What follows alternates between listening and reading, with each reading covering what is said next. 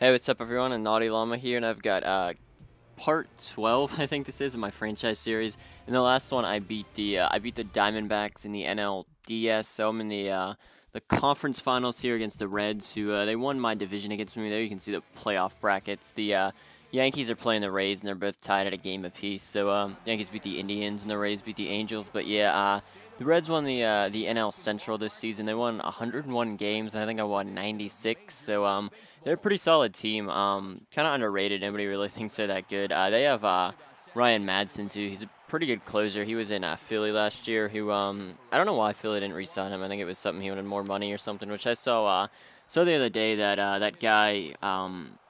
I don't know how much he's getting paid. I think it's like $5 or $6 million. He's making a crap load of money this year for the Reds, but he has to have Tommy John surgery, so he's going to be out the entire year. So that kind of sucks for Reds fans because they paid all that money for a closer. Now he's not gonna be able to play this year. So I had a leadoff hit with Alex Presley, and there I put down the sacrifice bunt with Garrett Jones. So I move Presley in the scoring position with one out there, and I have Jose Bautista up. So wanted to get something deep with Bautista, and there I get one right past second base there. I'm surprised Phillips didn't get it. So that one will go past second. So I'll bring in Presley all the way from second. He's got a lot of speed, so that hit really wasn't that far out, but it'll bring him in. And I got Neil Walker up next too. You can see he's hitting really good. He's hitting 429, which is kind of crazy. I think it was only in 5 games, but that's still a crazy average. And I'm surprised how good he's been for me this year. So I'll definitely have to re-sign him next season, which hopefully he won't cost too much because his stats are really good. I'll have to see how much his overall went up and stuff like that because I simulated a lot of games. But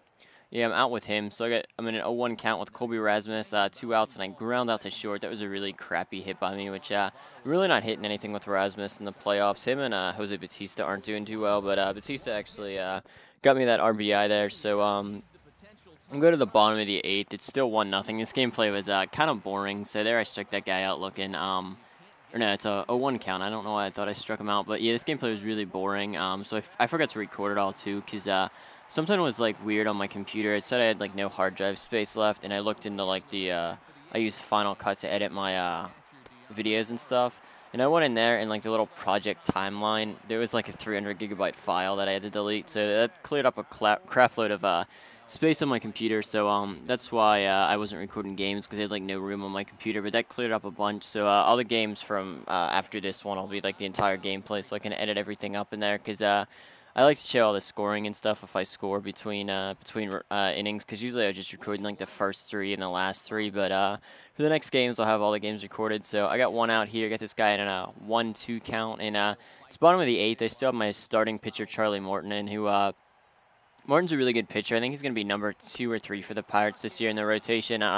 He has the same pitching style as Roy Halladay from the Phillies, so he's kind of he's nowhere near as good as Halladay, but he's a pretty solid starter. I think he could be in any team's rotation. I think he'd be a bottom guy in the Phillies or Yankees rotation. I think he's good enough. So they'll get that guy to ground out to third. So that'll end the 8th inning. We'll go to the top of the 9th here, which I got Pedro Alvarez leading off, and I checked my bullpen here. I had Jason Grilli warm, and I'm just going to sit him down. I'll put my closer Hanrahan in, so I'll warm him up here, and I just simulate. I didn't really want to bat it out with the bottom half of my lineup. So we're at the bottom of the 9th here. I wanted to see if I could get this game finished with Charlie Morton, see if I could get him a complete game shutout. That would be nice. So 1-0 count to Brandon Phillips there, and I'm going to look in there on a strike. So it's a 1-1 count there, and you can see it says he's getting tired. So I don't know how long I can keep him in, but there is a base hit to first there. It just gets past my first baseman. So Phillips is on, so I think that's going to be it for Morton because he's pretty tired. They got Joey Votto coming up, who's a really power hitter. I think he hit 360 or something crazy in the regular season for this game, and then he had 40 homers. So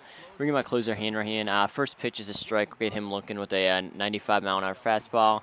Second pitch, I throw a 2-seam fastball, and he fouls that off, so we got him in an 0-2 count. And when I get somebody in an 0-2 count, I just like to throw pitches really far down and try to get him to chase one. There, I pitched out because I thought the runner was going to go, so trying to see if I could get him back there, which he got back in time. My first baseman really wasn't covering it good enough, so the next pitch there, I will get him to strike out on a fastball, which when I bring in my closer, I usually just throw fastballs. I don't like to throw changeups too much with him because I don't know. It seems like I can blow the fastballs by him better, but sometimes there I throw a changeup, and yeah, that one would have been a home run. It was just wide, so that's usually why I don't throw changeups because they usually destroy him, so I like to throw the fastballs here that you can see. I get another fastball, and then I'll go past him, so I will strike him out. So I got 2 strikeouts with Hanrahan on, and they get 2 outs, but they do have a runner on first, so they got a the leading run at the plate. It's Scott Rowland, and he fouls off that pitch, so we are in a, let me see what the count is here.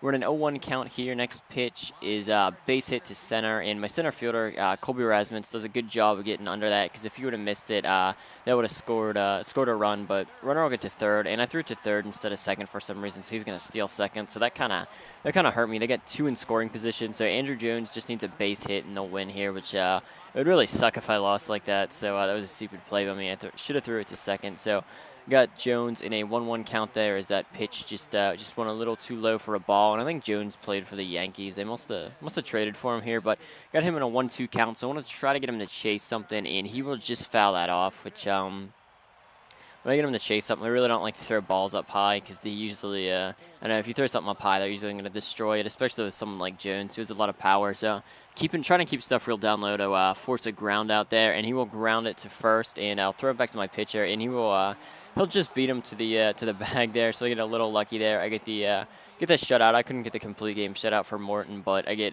Morton goes, I think, 8 1/3 innings, or just maybe 8 innings. I'm not sure if I get an out in the 9th with him or not, but pretty good save there with Hanrahan. I had 2 strikeouts and stranded 2 in scoring position. So I will take game 1 of the NLCS, I think it is here, and you can see my player of the game is Charlie Morton. So try to have another video up tomorrow or the next day, and I'll just let the video show the highlights for the entire game, which this game really wasn't that exciting. It was a kind of a short video, so I think the next game will be more entertaining, hopefully. So that's it, guys. I'll put an annotation to the next part once it's out, and then I have a little playlist if anyone wants to watch all of these. So all right, that's it, guys. Bye.